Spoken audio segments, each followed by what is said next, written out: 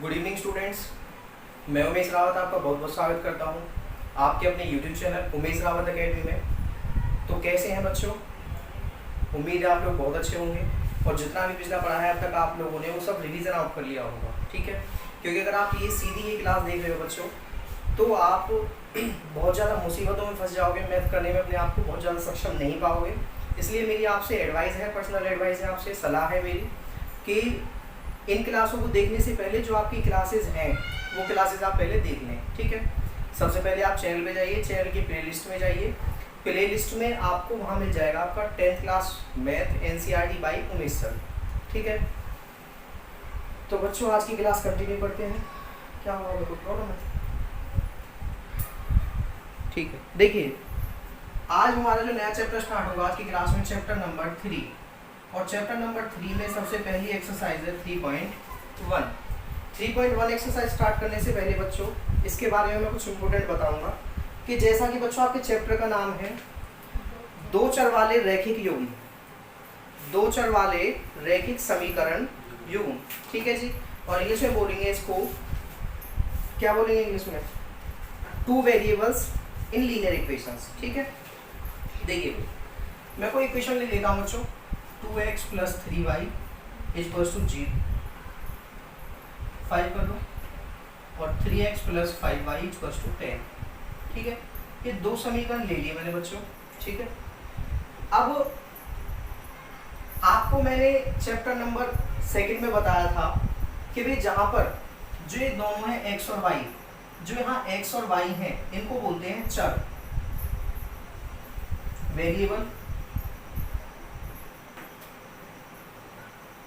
ठीक है जी। तो जो चर या वेरिएबल की पावर जब भी एक होगी तभी वो क्या बोला जाएगा? लीनियर बोला जाएगा या रैखिक बोला जाएगा, ठीक है। अच्छा, जब दो इक्वेशन होंगी, भाई देखो ऐसी दोनों इक्वेशन सेम है, यहाँ भी x की पावर 1 है, यहाँ भी 1 है, यहाँ भी y की पावर 1 है, यहाँ भी y की पावर 1 है, ठीक है।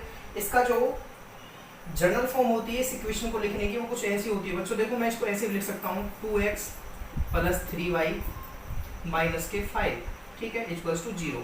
अब यहाँ पे बनाई इक्वेशन, देखो ax + by + c = 0, ठीक है। तो a कहाँ है यहाँ पे 2, b क्या है 3 और c कितना है आपका 5 - 5।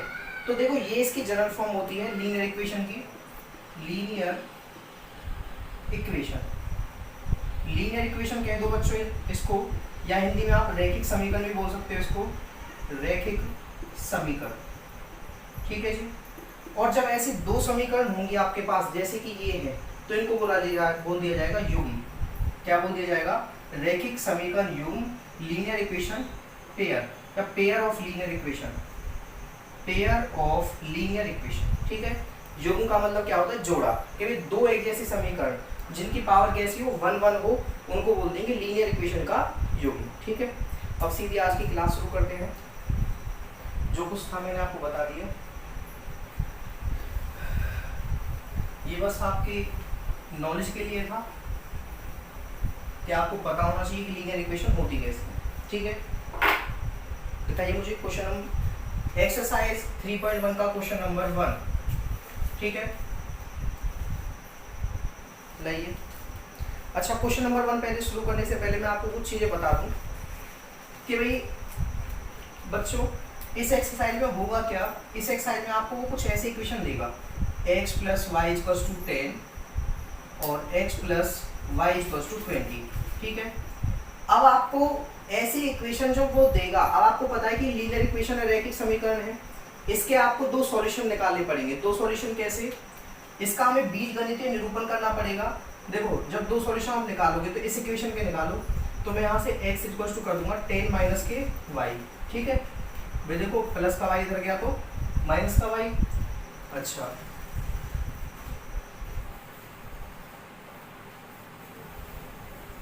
इधर देखिए ध्यान से बच्चों, आप y की वैल्यू जो भी रखोगे, आप y की वैल्यू जो भी रखोगे,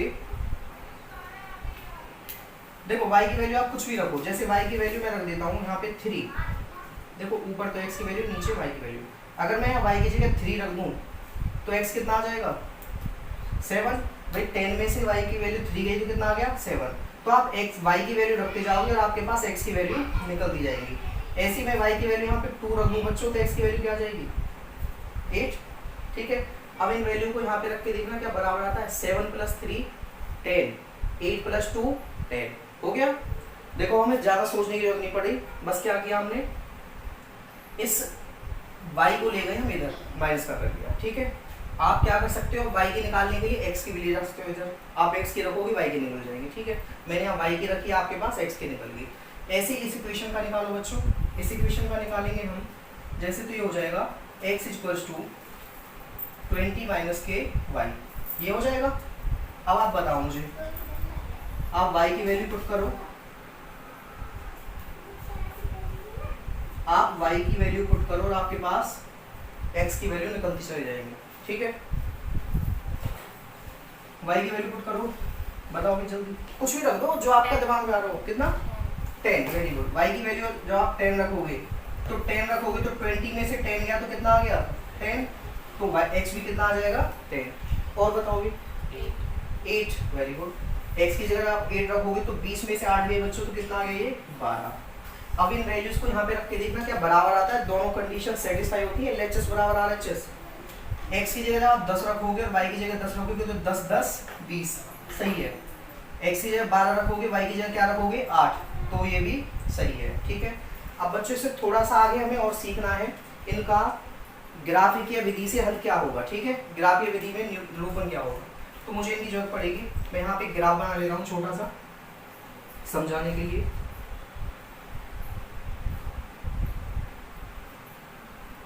ठीक है, इसको मैं थोड़ा सा इधर लिख दूँ।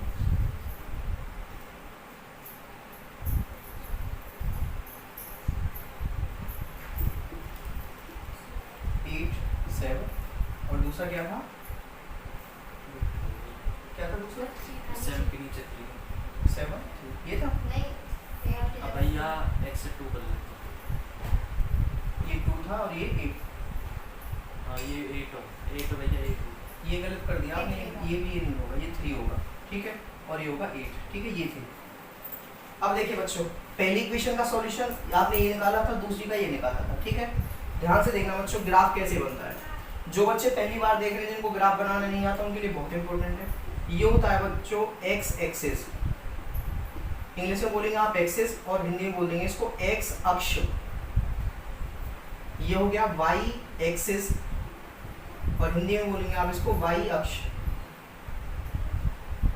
अच्छा, अगर ये x एक्सिस है तो इसके सामने बिल्कुल होगा x dash axis, x dash axis या x डैश अक्ष। डैश का मतलब भी बताऊंगा आपको। ऐसी y अक्ष यहाँ है तो बच्चों y डैश अक्ष कहाँ होगा, यहाँ y डैश अक्ष या y डैश एक्सिस। इंग्लिश वाले एक्सिस बोलेंगे, हिंदी वाले अक्ष बोल देंगे उसको। ठीक है, अब सबसे पहले आप क्या देखेंगे, सबसे पहले अपने सॉल्यूशंस में ये देख लो बच्चों कि सबसे बड़ा सॉल्यूशन कितना है। सबसे बड़ा है हमारा 12, तो मैं इसको ऐसे बना दूंगा। आप यहाँ पे 1 2 3 करके ऐसे 12 तक भी खींच सकते हो, या फिर कुछ गैप देके जैसे 2 4 6, मैं इसको 4 4 के गैप से बना रहा हूँ। 4 4 4 से बना देता हूँ, या थोड़ा बड़ा कर लूँ इस ग्राफ को, चलो कोई बात नहीं, 3 तरीके से बना लेते हैं। ठीक है, 3 6 9 10 12। ठीक है जी, ये है बच्चों x अक्ष पे प्लस वाले, इसके जस्ट अपोजिट होंगे x अक्ष के माइनस वाले, -3 -6 -9 -12। ऐसे ही y पे प्लस वाले 3 6 9 12, माइनस के 3 माइनस के 6 माइनस के 9 माइनस के 12। ठीक है, आप इनको 1 2 3 से लेके 12 तक के ले सकते हो, या फिर कुछ गैप दे के ले सकते हो, ज़्यादा बड़ा ग्राफ आप नहीं बनाना चाहते तो। ठीक है, और बच्चों कोशिश करना कि आप ग्राफ नोटबुक ले लें। ठीक है, ग्राफ नोटबुक अलग से ले लें तो ज़्यादा बेटर रहेगा, ज़्यादा अंडरस्टैंडिंग होगी। देखिए बच्चों, सबसे पहला हल ले लेते हैं हम यहाँ से, ये वाली पहली इक्वेशन का। x कितना है 7।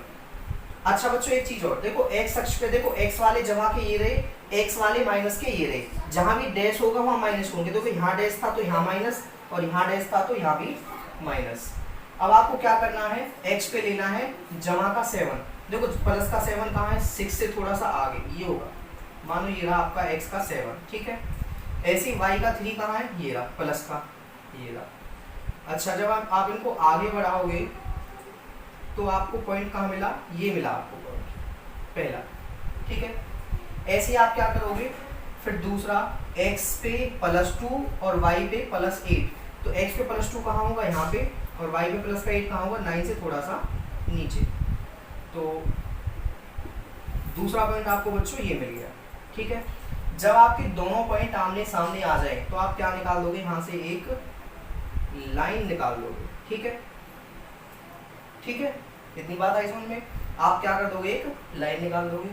ऐसे ही अब देखो, एक इक्वेशन के लिए एक लाइन निकलेगी, अब दूसरी इक्वेशन के लिए दूसरी लाइन निकलेगी। तो दूसरी इक्वेशन के सॉल्यूशन क्या है, x पे जमा का 10, y पे भी जमा का 10। तो 10 कहाँ होगा, हमने मान लिया यहाँ पे, और y पे जमा का 10 कहाँ होगा, यहाँ पे। तो इन दोनों को आगे बढ़ाओ, ये मिला आपको यहाँ, ठीक है जी। x का जमा का 10, y का जमा का 10 आपको यहाँ मिला। x पे +12 और y पे +8, तो x पे +12 कहाँ, ये रहे, और 8 कहाँ, ये रहे। तो इसी पॉइंट को थोड़ा सा आगे बढ़ा के ले आऊँगा। और तो बच्चों देखो दूसरा पॉइंट, दोनों पॉइंट ये मिल गए दूसरी इक्वेशन के आमने सामने। तो यहाँ से एक लाइन खींचेंगे हम सीधी, स्केल का यूज करना। दूसरी इक्वेशन बच्चों आपकी ये निकल गई, ठीक है। तो इस तरीके से कुछ आपको एक्सरसाइज 3.1 में करना है। अब जल्दी से इसमें से कुछ जो आपको लग रहा है इंफॉर्मेटिव वो आप नोट कर सकते हो, नहीं तो हम क्वेश्चन नंबर 1 स्टार्ट करेंगे। देखिए बच्चों, क्वेश्चन स्टार्ट कर दिया हम एक्सरसाइज 3.1 का। स्टेटमेंट बड़ी है तो मैं लिख नहीं पाऊंगा बोर्ड पे, बस आपके लिए बोल दूंगा मैं। एक्सरसाइज 3.1 का क्वेश्चन नंबर 1, आफताब अपनी पुत्री से कहता है, ये वाला, ठीक है। इंग्लिश और हिंदी दोनों में मैं आपके लिए स्टेटमेंट अनाउंस कर दूंगा।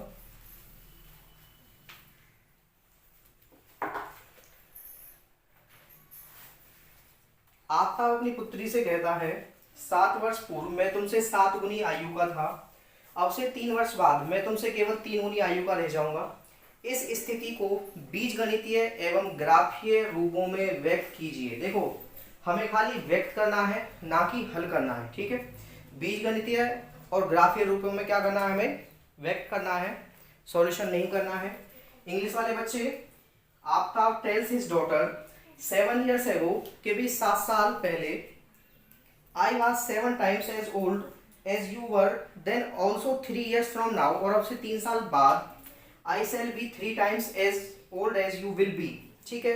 तो represent the following situation graphically और एल्जेब्रिकली, ठीक है। ग्राफिकली और एल्जेब्रिकली हमें इसको रिप्रेजेंट करना है। तो इसका सॉल्यूशन करते हैं हम।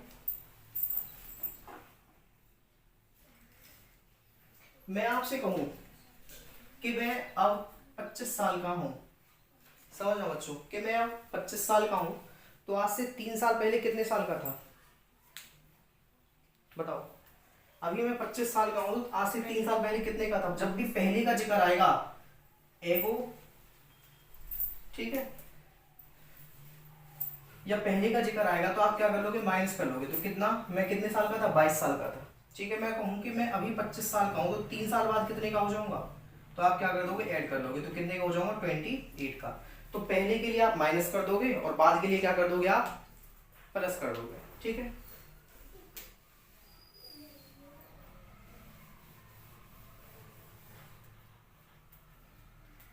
देखिए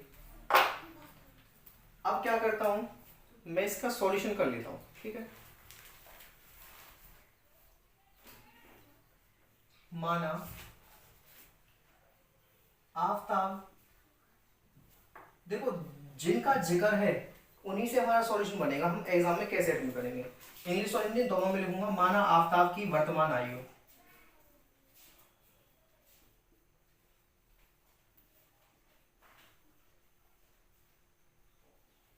x वर्ष। आफ्ताब की वर्तमान आयु कितनी बच्चों, x वर्ष। इंग्लिश वाले लिखेंगे let the present age of Aftab, ठीक है। दूसरी लाइन लिखेंगे हम बच्चों। अब दूसरी बार उसकी पुत्री का जिक्र हो रहा है,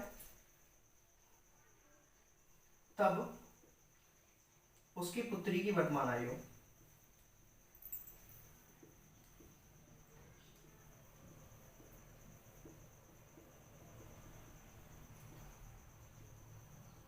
दूसरा वेरिएबल ले लो गया वाई वर्ष, ठीक है। ये उनकी वर्तमान आयु है, एक्स वर्ष और वाई वर्ष। Then present age of first daughter,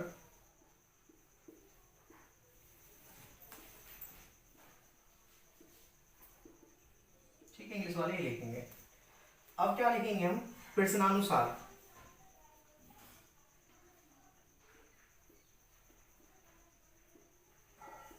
प्रश्नानुसार या अकॉर्डिंग टू क्वेश्चन ATQ, ठीक है। उसने कहा है प्रश्नानुसार कि 7 वर्ष पूर्व, 7 साल पहले, ठीक है, 7 साल पहले और 7 ईयर्स एगो। देखो बच्चों 7 साल पहले, भाई देखो 7 साल पहले अगर दो व्यक्तियों के जिक्र हो रहा है, आफ्ताब का और आफ्ताब की पुत्री का, तो 7 साल पहले आफ्ताब की भी उम्र 7 साल कम होगी और पुत्री की भी। तो आफ्ताब की उम्र कितनी हो जाएगी, x माइनस के 7, और उसकी पुत्री की भी कितनी हो जाएगी, y माइनस के 7, ठीक है। ऐसा तो नहीं है 7 साल पहले केवल आफ्ताब की घटेगी, पुत्री की नहीं घटेगी, ठीक है, घटेगी दोनों की बराबर, ठीक है। कि 7 साल पहले क्वेश्चन में कहता है कि मैं तुमसे 7 गुनी आयु का था, I was 7 times as old you were, कि मैं तुमसे क्या था, 7 गुनी आयु का था। बच्चों सुनना, मैं, ये है आफ्ताब, किससे, पुत्री से, 7 गुनी आयु का था, मतलब अगर इसे मैं 7 से गुना करूं तब जाके किसके बराबर आएगी, आफ्ताब के बराबर आएगी। तो यहीं से इक्वेशन निकल जाएगी, x माइनस के 7 इक्वल्स टू 7y माइनस के 49, ठीक है। अब आप क्या करो, एक्स वाई को एक तरफ ले लो बच्चों, x 7y इधर आएगा तो माइनस का 7y इक्वल्स टू इतना, इधर क्या बचा, माइनस के 49, और माइनस का 7 इधर जाएगा, देखो माइनस का इधर जाएगा तो प्लस का हो जाएगा बच्चों। तो इक्वेशन आपकी क्या निकल गई, x माइनस के 7y इक्वल्स टू माइनस के 42। ये हो गई आपकी इक्वेशन नंबर 1, ठीक है। ये क्या हो गई बच्चों, आपकी इक्वेशन नंबर 1 हो गई। हमने पहली इक्वेशन निकाल ली। अब मैं बच्चों यहाँ कर रहा हूँ थोड़ा सा, ठीक है, स्पेस कम है बोर्ड पे, इधर कर रहा हूँ थोड़ा। दूसरी, पहली बार तो उसने ये लिखा, ठीक है। दूसरी बार उसने क्या जिक्र किया है, सेकंड टाइम,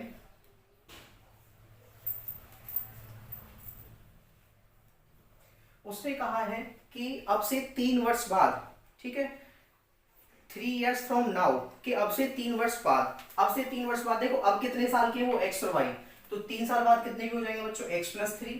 मैंने कहा था बाद के लिए आप क्या कर दोगे, ऐड कर दोगे। तो 3 साल बाद अगर ये उम्र बढ़ेगी इसकी 3 साल, तो इसकी भी बढ़ेगी, ये प्लस के हो जाएंगे। मैं ऐसे सोच रहा हूँ बच्चों, अगर मैं अब 20 साल का हूँ तो 3 साल बाद कितने का हो जाऊंगा, 23 का, 23 का।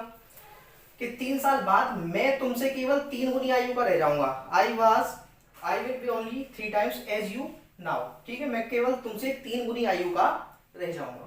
तो यहाँ पे देखो बच्चों, x प्लस 3 इक्वल्स टू 3 की मल्टीप्लाई इसके साथ होगी, हो जाएगा 3y प्लस 3 3 जा 9, भाई 3 की y के साथ अलग हुई और 3 के साथ अलग हुई, तो क्या हो गया ये, 3y इधर आया माइनस के 3y इक्वल्स टू 9, भाई यहाँ पे 9 बचा, ठीक है। ये प्लस का 3 इधर गया तो माइनस का हो गया भाई। तो सेकेंड इक्वेशन क्या निकलेगी बच्चों, x माइनस के 3y equals to 6, equation number second, ठीक है।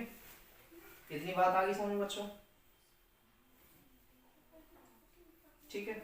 अब जल्दी से इतना नोट कर लो क्योंकि मुझे यहाँ से रफ करना पड़ेगा, ठीक है बच्चों। क्वेश्चन है इसमें आगे होगा क्या, मैं यहाँ से रफ कर रहा हूँ और केवल मुझे इक्वेशन 1 और 2 की अभी जरूरत है, तो ये आपने नोट कर लिया, अच्छी बात है। इधर देखिए बच्चों,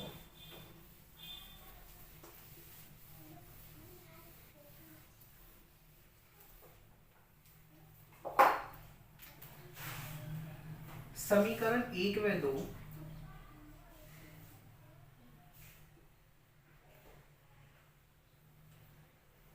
दी गई अवस्थाओं का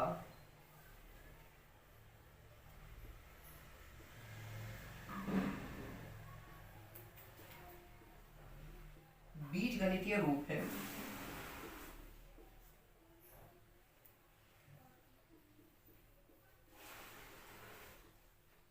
ठीक है, क्या लिखा है मेरे बच्चों, देखो जो समीकरण 1 और 2 है, ये समीकरण 1 और 2 कहाँ से निकला है, जो उसने अवस्थाएं दी थी उनका हमने क्या कर दिया, बीज गणितीय एक्स वाई में हमने इनको बदल दिया इक्वेशन के रूप में।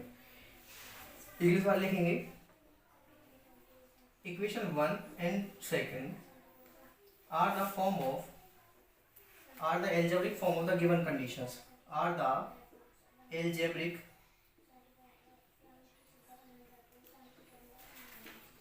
form of given conditions। ठीक है, गिवन कंडीशन का क्या है, एल्जेब्रिक फॉर्म है।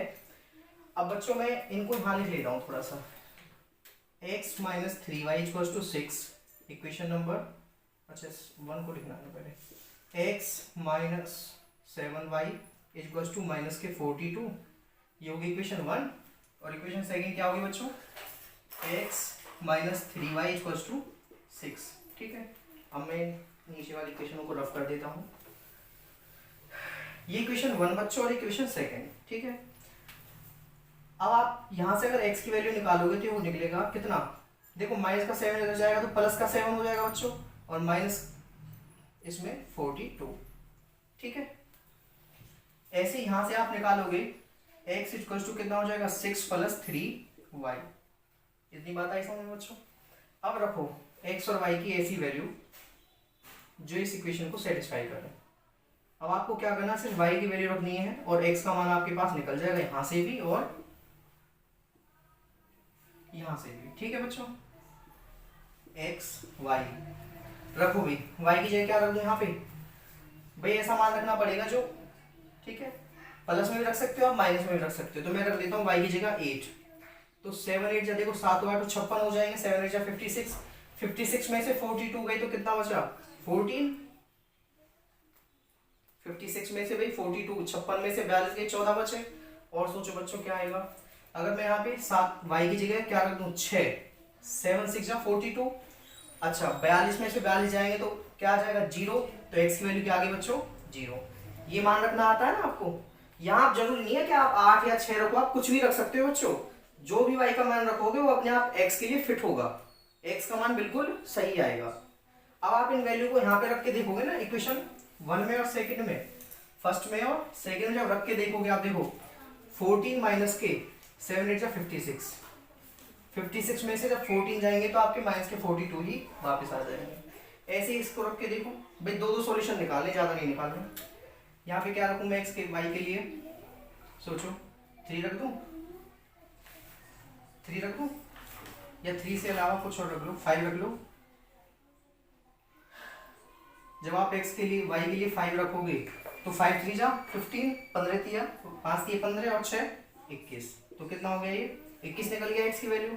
और रखो कोई भी अपनी मर्जी से रखो जल्दी से, अगर मैं y की जगह 0 रख दूं बच्चों तो कितना हो गया 0, और ये वैल्यू कितनी हो जाएगी x केवल 6।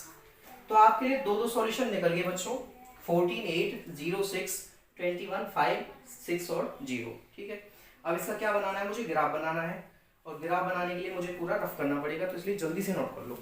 देखो एक बार ही थोड़ा सा टाइम लगेगा बच्चों क्वेश्चन समझने में, उसके बाद वक्त नहीं लगेगा। देखिए भाई थोड़ा बड़ा क्वेश्चन जरूर बनेगा, देखो एक छोटा बोर्ड है वरना एक ही उस पर हो जाता है इस चीज पे। ठीक है, अब देखिए बच्चों मैं ऊपर से रफ कर दूं,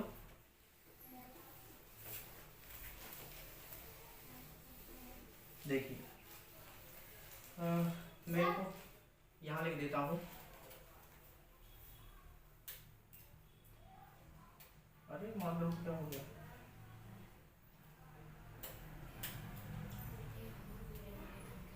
दूसरा वाला मत कर देना वहां से टेबल से उठा के।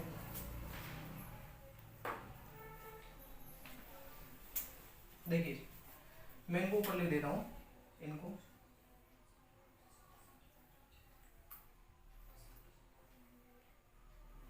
इन वैल्यूज को क्योंकि यहाँ से मिटाना पड़ेगा मुझे, एक्स वाई 14 8 0 6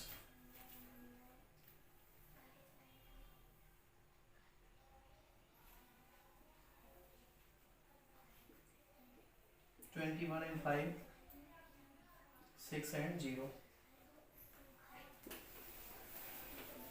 देखिए ये इक्वेशन 1 के लिए था, इक्वेशन 2 के लिए, इतना याद है ना आपको। अब बच्चों देखो सबसे पहले, अरे सीधी नहीं है रहा,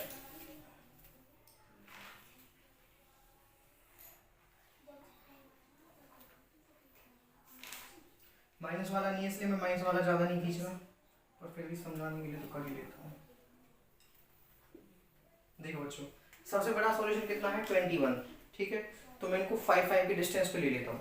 आपको पता है ये एक्स अक्ष या एक्स बोल सकते हो इसे, ये एक्स डैश, ये वाई और ये वाई डैश, ठीक है। मैं 5, देखो यहाँ पे सभी का 0 0 होता है बच्चों, ठीक है। जहाँ पे ये दोनों लाइनें क्रॉस करते हैं एक दूसरे को, वहाँ 0 होता है सभी का। तो ये 5 10 15 20 और ये लास्ट में 25, ठीक है। ऐसे ही माइनस का 5, माइनस का 10, माइनस का 15, माइनस का 20 और माइनस का 25, ठीक है। ऐसे ही प्लस का 5 वाई वाला, 10 15 20 और ये 25, ठीक है। वाई वाला, वाई का माइनस वाला 5 माइनस 10 माइनस 15 माइनस 20 और माइनस के 25, ठीक है बच्चों। अब देखिए सबसे पहली इक्वेशन के लिए x पे प्लस का 14 और y पे प्लस का 8, तो x पे प्लस का 14 कहाँ होगा, यहाँ होगा भाई। देखो 15 से थोड़ा सा कम, मतलब 1 कम होगा यहाँ पे, तो हो गया 14। y पे प्लस का 8, y पे प्लस का 8 कहाँ होगा भाई, 5 6 7 और 8, मान लिया यहाँ होगा, ठीक है। तो इन दोनों पॉइंट्स को आगे बढ़ाओ। जब आपके पास ग्राफ होगा ना, ग्राफ में आपको पॉइंट बढ़ाने की जरूरत नहीं पड़ेगी, वहाँ बने होते हैं ऑलरेडी, ठीक है। बारीक बारीक लाइनें खिंची होती हैं। तो पहला पॉइंट आपको ये मिला बच्चों 14 और 8 से, ये वाला, ठीक है। दूसरा पॉइंट निकालो x पे 0, तो x का 0 बच्चों यही होगा, ठीक है। y पे 6 कहाँ होगा, यहाँ, ठीक है। अब बच्चों देखो ये पॉइंट और ये पॉइंट क्या आ गए, आमने सामने आ गए, ठीक है। तो यहाँ से क्या निकाल दो, एक लाइन निकाल दो। तो बच्चों यहाँ से जब लाइन निकालोगे तो थोड़ा सा सही कर लो यार।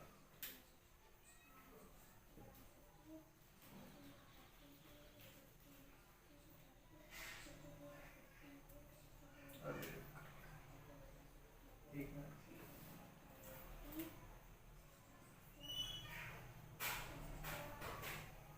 ये कुछ ऐसी लाइन निकलेगी, ठीक है। सीधी नहीं है बच्चों, लेकिन आप स्केल से जब निकालोगे सीधी हो जाएगी, ठीक है, बिल्कुल स्ट्रेट निकल जाएगी। क्लियर है। अब आप क्या करोगे, पहली लाइन आपकी ये निकल गई बच्चों, दूसरी लाइन खींचिए आप x का 21, तो x का 21 कहाँ होगा बच्चों, ये, ठीक है। और y का 5 ये, तो पॉइंट कहाँ मिलेगा आपको, ये कुछ यहाँ मिलेगा पॉइंट। ये पॉइंट कहाँ मिला आपको, यहाँ मिल गया। x पे 6 और y पे 0, तो x पे 6 ये रहा और y पे कहाँ 0 ये रहा। अब बच्चों देखो ये पॉइंट और ये पॉइंट आमने सामने आ गए, इनसे यहाँ से निकाल दो। सॉरी भाई बोर्ड पे थोड़ी यही होती है लाइनों की समस्या, ये कुछ लाइन ऐसी निकल जाएगी, ठीक है। तो ये लाइन आपकी कुछ ऐसी निकल गई, ठीक है जी। तो ये आपका क्या हो गया, ग्राफी की विधि से इसका क्या हो गया, ये हल हो गया। तो आप इतना कर देना, आपका आंसर सही है, ठीक है। बस आपको रिप्रेजेंट करना है, तो जल्दी से नोट कर लीजिए। देखिए बच्चों ये कहीं ना कहीं लाइन एक दूसरे को इंटरसेक्ट करेंगी, क्योंकि ये थोड़ा अभी स्केल नहीं है। जब आप स्केल से बनाओगे तो ये देखो लाइनें आड़ी टेढ़ी हैं, ठीक है। जब ये कहीं ना कहीं कट कर देंगे एक दूसरे को। अच्छा, तो इसे स्केल से आप अच्छे से बनाना ग्राफ पे, तब जाके थोड़ा और अच्छा क्वेश्चन बनेगा। ये ग्राफ एग्जैक्ट सही नहीं है, ये तो बस मैंने आपको दिखाया कि कैसे आप रिप्रेजेंट कर सकते हो, ठीक है। तो बच्चों आज की क्लास में हम इतना ही पढ़ पाएंगे, क्योंकि वीडियो काफ़ी बड़ी बन गई है। इससे जो आगे के क्वेश्चन होंगे वो नेक्स्ट वीडियो में अपलोड करेंगे। तो तब तक के लिए पढ़ते रहिए, ठीक है, और अपना ध्यान रखिए। अपना कीमती समय देने के लिए बहुत बहुत धन्यवाद। Thank you very much.